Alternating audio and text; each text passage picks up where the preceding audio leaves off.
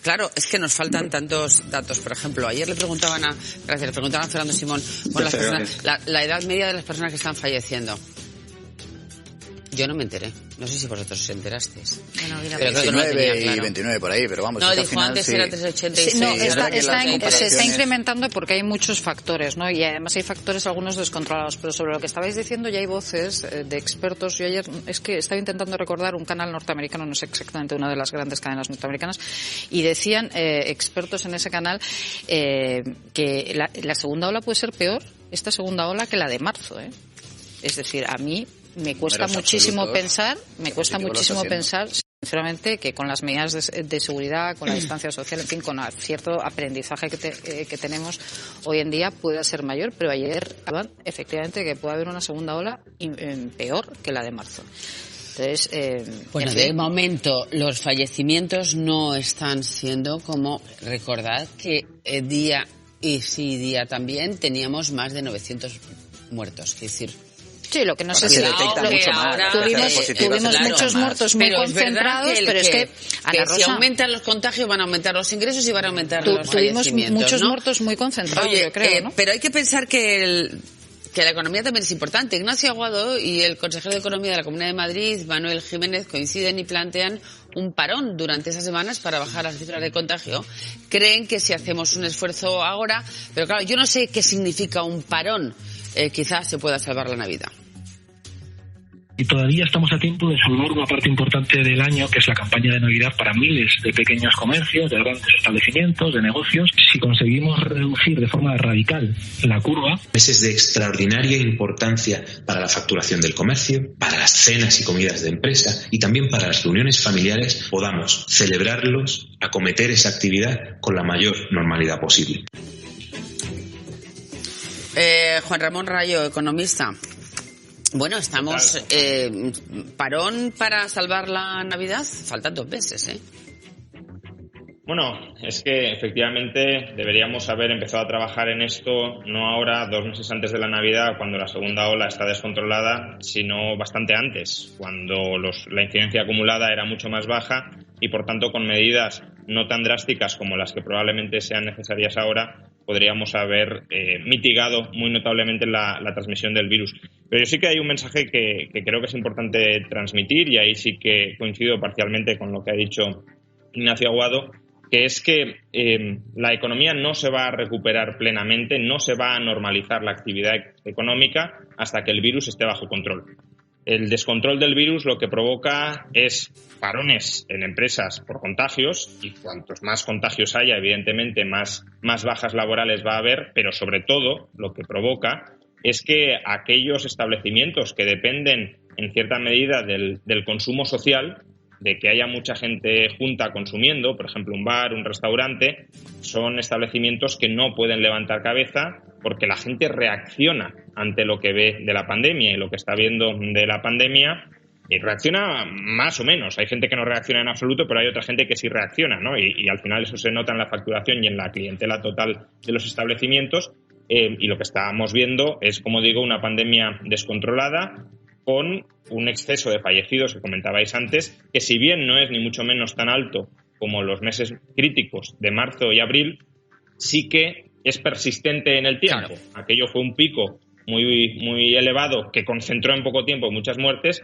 Ahora estamos normalizando un exceso de fallecidos continuado muy alto, frente al que mucha gente evidentemente se intenta proteger reduciendo su consumo. Para la economía que es que peor es todo, pero bueno, ¿confinar por barrios o el confinamiento perimetral? Bueno, yo creo que esa es una cuestión esencialmente sanitaria. Como digo, en este caso lo que hay que tener presente es, si consiguiéramos controlar el virus con un confinamiento rápido que luego nos dejara volver a la normalidad, un poco el modelo tan de moda ahora por las elecciones de Nueva Zelanda, pero el modelo que ha seguido Nueva Zelanda, que fue confinamiento muy duro y muy estricto, y ahora poder disfrutar de la normalidad de nuevo, pues evidentemente eso sería preferible, y por tanto confinar por barrios o perimetralmente es un instrumento para conseguir reducir esa transmisión. Oye, pero Nueva Zelanda no ha tenido un confinamiento tan duro como lo tuvimos nosotros, ¿eh? No lo han tenido, bueno, lo tuvieron prácticamente tan duro, pero sobre todo luego han sido muy eficaces a la hora de, primero, ante el menor brote del coronavirus, confinar localmente esos focos para evitar que se propague el virus Juan Ramón, por el resto del país. También son 5 millones de habitantes, ¿eh? Y sobre todo... Que es menos que la Comunidad de Madrid.